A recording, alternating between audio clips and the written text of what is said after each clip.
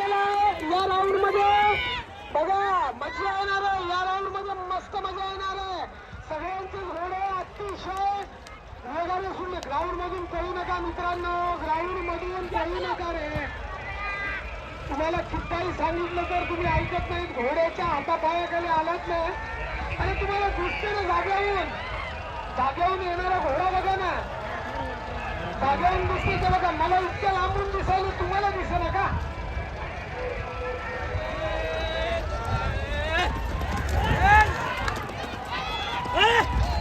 बघा हा पंचकल्याण ज्याला म्हणतात तो घोडा आता सध्या पहिल्या राऊंडला पहिल्या फेरीमध्ये पुढे. त्यानंतर हा एक घोडा पुढे आहे आणि यांचं परीक्षण करण्यासाठी पंच कमिटी ग्राउंड मध्ये आहे. वा वा वा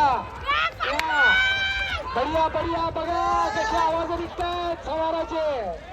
तुमच्या माझ्या आवाजाला चालत नाही घोडा चालतो सवाराचा आवाज आला.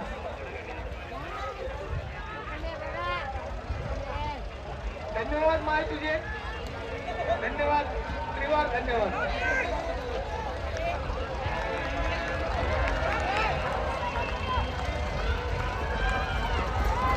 वारे वारे वारे एकाग्रता लागती मित्रांनो. घोडं चालवायला एकाग्रता लागती. ताकदीने घोडं चालत नाही तर डोक्यातल्या बुद्धीने घोडं स्पर्धेमध्ये चालवायचं असतं. त्याला गरम करून चालवायचं, कसं चालवायचं काय नाही हे तुम्हाला नंतर कळतं. वा रे बाळा वा वा. बघा ही स्पर्धा जोरात चालू आहे. अतिशय म्हणजे प्रत्येकाला वाटतंय की मी या स्पर्धेमध्ये पहिला दुसरा किंवा तिसरा यायला पाहिजे. म्हणून प्रत्येक जण आपापल्या घोड्याला आपल्या कसबाना आपल्या लगामाच्या इशाऱ्यावर आपल्या दोन्ही पायाच्या नेहमीच्या इशाऱ्यावर पुढे नेण्याचा प्रयत्न करतो. याला स्पर्धा म्हणतात. एकदा टाकण्याला विनंती आहे जोरदार टाळ्या द्या सगळ्यांसाठी मित्रांनो. वाजवा एकदा जोरदार टाळ्या. हा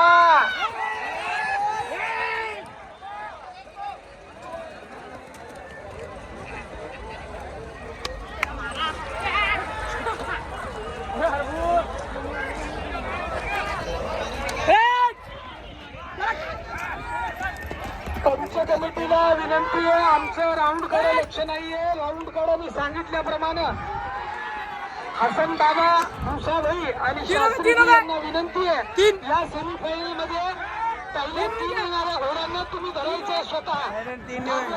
चौथा चालू आहे. नाही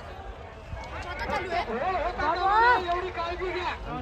तुम्ही अनुभवी आहात तुमचं नाव घेतलेलं आहे.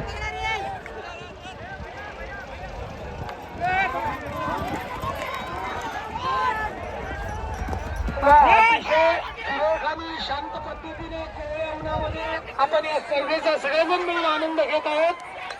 आणि अतिशय सुरेख अशी ही या खंडोबाच्या पायथ्यापाशी चालणारी अश्व रैवाल चाल स्पर्धा संपन्न होत आहे. बस